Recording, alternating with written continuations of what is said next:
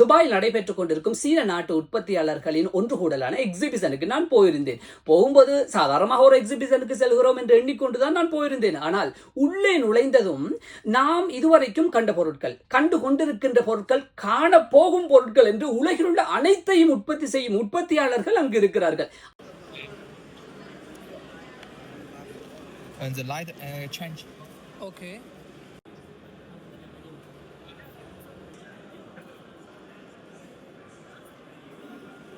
இப்போது ஒரு போனை எடுத்தால் ஒரு போன்ல இருக்க ஸ்க்ரூ அதை உற்பத்தி செய்யும் உற்பத்தியாளர் அங்கு இருக்கிறார். அது மட்டும் இல்லாமல் இப்போது சூடான காலங்கள் வருகின்ற போது நம்ம வீட்டுக்கு ஏசி வேணும் என்பதற்காக ஏசி வாங்கி பொருத்தோம். நாம் பொருத்திய பின்புதான் மின்சார கட்டணம் அதிகமாக வரும். அது ஒரு பிரச்சனையாகவே நமக்கு இருக்கிறது. சீனக்காரர்களிடம் அந்த பிரச்சனைக்கு தீர்வு இல்லாமல் போகுமா என்ன?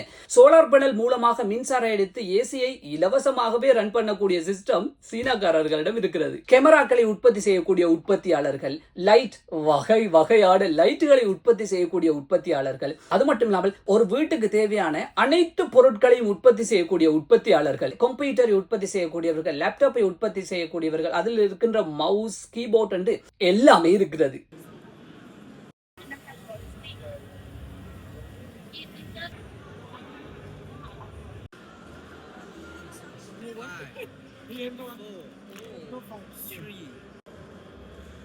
இங்கு வித்தியாசமாகவும் புது அனுபவமாகவும் இருந்தது என்னவென்று சொன்னால், இங்கு இருக்கின்ற சீன நாட்டு உற்பத்தியாளர்களுக்கு ஆங்கிலம் பேசும் புலமை குறைவாக இருந்தது. அதனால் அவர்கள் அதுக்கென்று ஒரு டிரான்ஸ்லேட்டர் டிவைஸ் வைத்திருக்கிறார்கள்.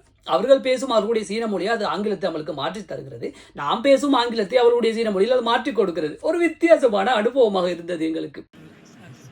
You will ship to Sri Lanka? 你要去斯里兰卡？暂时没有，我觉得这边就是他要早就可以去。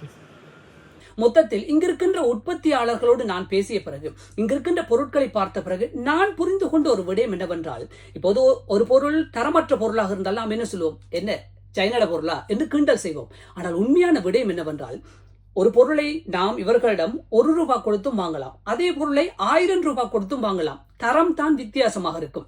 மொத்தமாக சொல்ல போனால், ஏழையாக இருந்தாலும், நடுத்தர வர்க்கமானவராக இருந்தாலும், பணக்காரராக இருந்தாலும், உலகில் உள்ள ஒவ்வொருவருக்கும் தேவையான பொருள் சீனக்காரர்களிடம் இருக்கிறது என்பது புலனாகியது இந்த எக்ஸிபிஷனில் போன பிறகு. ஒரு பிசினஸ் செய்கிறவராக இருக்கலாம், ஏற்றுமதி இறக்குமதி பிசினஸ் இல்லை, ஏதாவது ஒரு பிசினஸ் செய்யணும் என்ற ஒரு எண்ணம் கொண்டவராக இருக்கலாம், இல்லை இந்த எண்ணமும் இல்லாதவராக இருந்தாலும் கூட இப்படியான ஒரு எக்ஸிபிஷனுக்கு போய் வருகின்ற போது நமக்குள் தானாகவே ஒரு ஊக்கம் வருவதை உண்மையிலேயே உணர முடிகிறது.